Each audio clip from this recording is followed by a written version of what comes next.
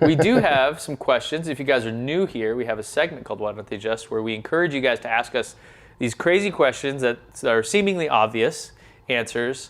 And sometimes, it's a good surprise. So do you want to start with the space one first or the Tesla one first? Because they've got two good ones here. Let's start with space one. And this is a good one. So, and we should remind everyone, so we normally find these on Twitter. Joe normally is starting to read these now, and he's posting them. If yours doesn't get answered and it's getting a lot of likes, please keep just like putting it back in there, because we're just going to keep looking for the best tweets and the one that you guys respond to most. So don't give up if you don't see yours getting read. What we're going to do, so this one comes from Tyler at Tymel0822. Obviously, SpaceX is going to need to land uncrewed starships on Mars to practice. With everyone worried about the radiation on Mars, why don't they just send large amounts of lead or radiation shielding as mass sims while testing? Lead would survive a crash to be salvaged. So basically, why wouldn't they just, if they have to have mass simulators and things, why wouldn't you just, send some radiation shielding type of stuff? Just like launch cargo ships full of it and be like, yeah, whatever, it'll land somewhere. And even if it crash lands, you can still salvage the raw lead and develop, lead shielding for your habitats and stuff like that. Because if you did that, let's say you had like a shipping container size thing full of lead and just crashed it into the Martian surface, it would crack open the layer of the crust and reveal the alien world underneath it. You basically shot a bullet at it. So I'd be very careful about doing this. And in fact, they know that. They're keeping it from us. That's why they haven't done it. That's exactly why they haven't done it.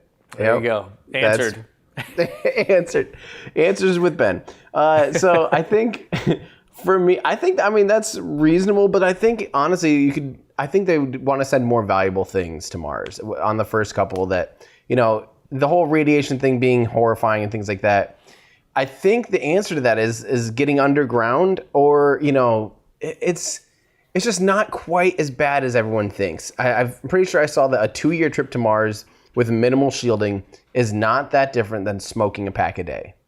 And while that's not, listen, I know that's not bad. Listen, that's... For how long? For how long? For 2 years? Well, a pack a day? Yeah, I guess. Come on. I mean, realistically, people do that now. Well, fine. Yeah, and people die from it.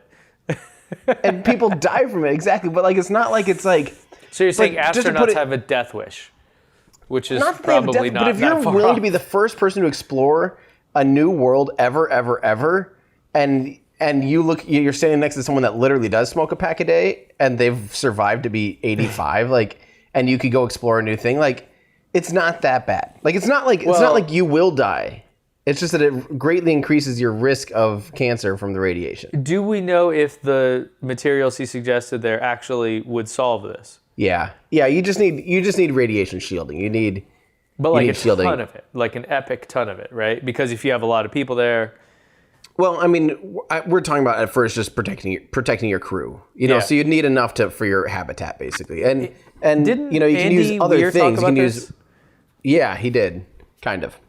And they said water, wasn't it? Yep, you can use water, you can use fuel, you can use dirt, you can use lead, you can use almost anything that will scatter the radiation or absorb it, And I think the thing that I'm guessing Tesla or SpaceX would do is actually just send a boring machine with them.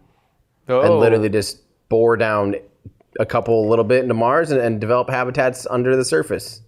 That's not a bad idea. Now, boring machines are incredibly heavy, but how heavy are they compared to 60 Starlink satellites?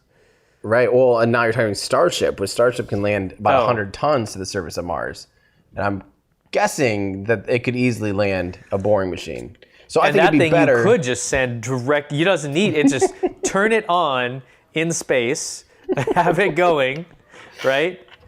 Get some ludicrous mode on it, and just smash it directly in. Yes, Ben. It'll go all the way through. Still a child at heart. Keep it. Please keep it. Yes. But so my answer to that would be, why send something that might be useful when you could, and if you think it has a high probability of failure, as opposed to sending something that actually is useful, period. I'd rather bet on that side of things personally. I'd rather see like a boring machine go and some proper habitat material than just like a hunk of lead. Yep. Yeah. Yep. Fair enough.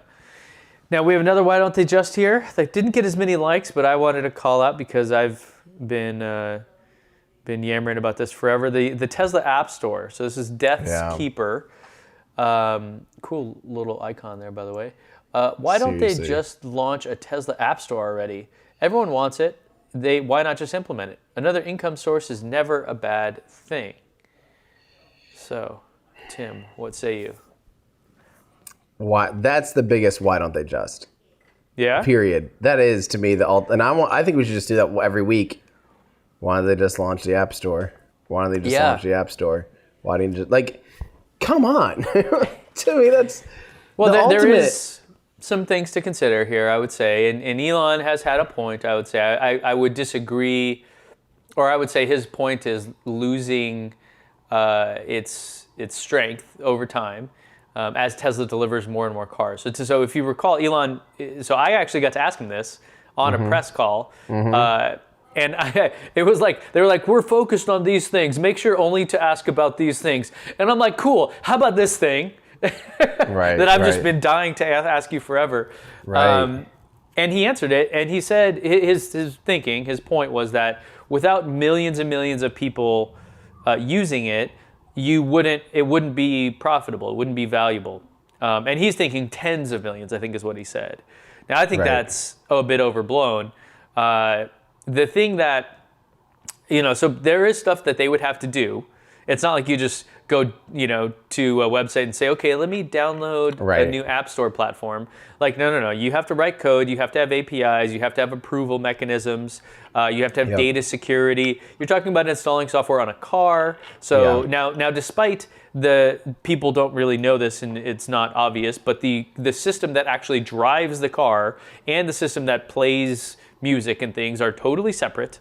So those things not being connected, there's the risk of affecting your car is low, but they are in the same. I mean, there may be a way, but whatever. So there's something to consider. But what about like just data security and user privacy? Like, there's a lot of things to consider. Back in the early days, back in the early days of, let's say, the internet, when it was like, we didn't have this concept of like an app could just be stealing your data. We didn't care. Life was easy in terms of building these things, but now that we're in that world, we have to really put a lot of thought and care of like how things get approved, what types of apps are allowed. So it's not without any effort. But probably a team of 5 people could figure it out in a month or two. So it's not trivial, but it's not like landing Starship on Mars. So it's somewhere between those two. The question is, would you make money on it? And I don't think the way to evaluate that would be to look at app sales, which, it's funny because even today, like iPhone users and Android users have a completely different perspective on this, where it's like, as an Android user, if it costs 99 cents, I'm pissed. I'm like, why does this cost money? And like every app on the App Store costs money practically, right? So anyways, so I think like actually making money off the sale of apps is not the way to look at it. It's that the features your car has would exponential, like overnight, just boom, like a tremendous value. So now it really would make every other car look completely stupid. Because Tesla can. And they could spend less time engineering it themselves if it's being crowdsourced and people. I'd pay $50 to make it so like. If I move my face, the mirrors move with it or something. I don't know. My thing is like I want a better navigation app, right? And one that, in fact, I just want Google Maps. Now I know Google Maps are integrated, but I hit navigate, it finds the route, and then I want search on the way. Right. So like waypoints and all that. Yeah. Right. Waypoints. I want all, and guess what? This already exists in Google Maps. So it's not like there would be much. They would have to port it over resolution. There would be some work to be done, but the core technology that Google Maps offers could just like basically be ported over in a week by some Google engineers. So and then Tesla wouldn't have to really do anything to that. And in fact, the apps you have now, the new ones, Twitch streaming, Netflix, YouTube, those were developed by Netflix and Google or YouTube and everybody. So, because I have friends at these companies and I asked them, I'm like, yo, Netflix in particular, I said, how did you guys do this? Did they just make it without you? They're like, no, we did it for them. And they gave us like, they didn't have like really well polished like API documentation and stuff. So they kind of had to do back and forth. But Netflix developed that app. So they're kind of going this route already. They're just doing it very selectively. You know? Right. Huh. Yeah, there you go. That's a heck of a why don't they just? That's a let's very much just do that. Yeah. Changing topics really quick. I feel like we should. I should go back really quick to remember when we were talking about the budget, and for some reason why don't they just? Going back to another why don't they just? We've talked a long time about why don't they just use like a Falcon Heavy or a Delta IV Heavy instead of SLS when SLS is like 10 times more expensive. One of the things they actually talked about in that budget, I forgot to mention this. This is big. So the whole part of this budget was basically, it was pointed out in this that they could save $1.5 billion if they went with a commercial rocket instead of SLS for the Europa Clipper mission. And Europa Clipper is a mission that's going to go to Europa, hopefully have a lander on it and probe down and do all these cool things on Europa. Yeah. That's awesome. A huge flagship mission, like massive, amazing mission, over $1 billion mission, so a huge one. And it was originally it was congressionally mandated to fly on SLS. And this is an interesting topic because there's a few things that you have to take into consideration, because you think, why on earth would you spend $2 billion to fly it out there when it could physically be flown on Falcon Heavy or Delta IV Heavy? Right. The difference is that SLS can get it in 2 years directly. It can just shoot it straight out there. It has enough power to do it all the way out there. And then the Delta IV Heavy and a Falcon 9 or Delta IV Heavy and Falcon Heavy, they have to do this like multiple slingshot maneuvers and stuff. So what happens, and this is some good documentation. I was really excited to learn about this. So if you use, say, Delta IV Heavy, it doesn't quite have enough power, including with a kick stage. It would have to go down and do Venus assist to get itself out to Jupiter. So it'd take like 7 years. The problem is now you have to put the spacecraft closer to the sun. It'll experience more heating. You add more weight. You add more all these different things because you're now getting it closer to the sun. So the mission profile changes quite a bit.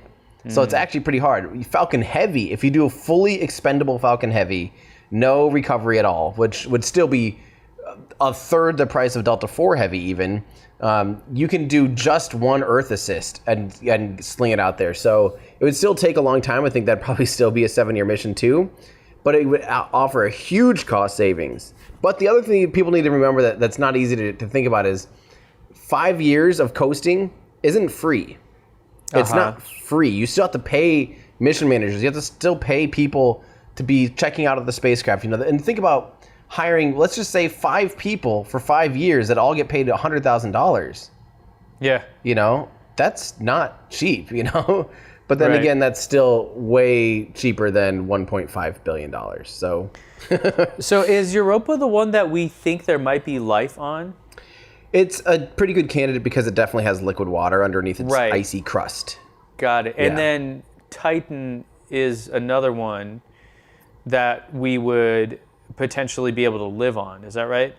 In a way, yes, because it has. It's really cold, but it has a nice thick atmosphere, a very thick atmosphere. So the radiation protection is there and all that. It's actually. It's really cold. Like you'd have to go underground and build some kind of heated.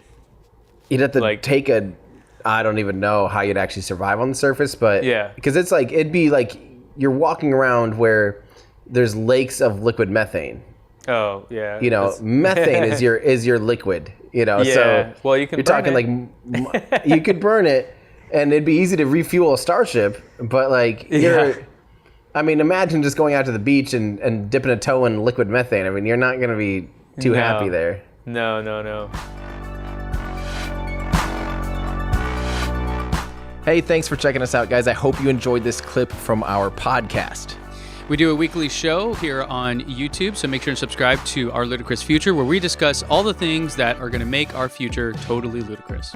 You can join us here on YouTube or at any of your favorite podcast places. Plus, if you want to get some behind-the-scenes stuff and join a cool community, you can help support the channel at patreon.com. Thanks a lot. Thanks, guys.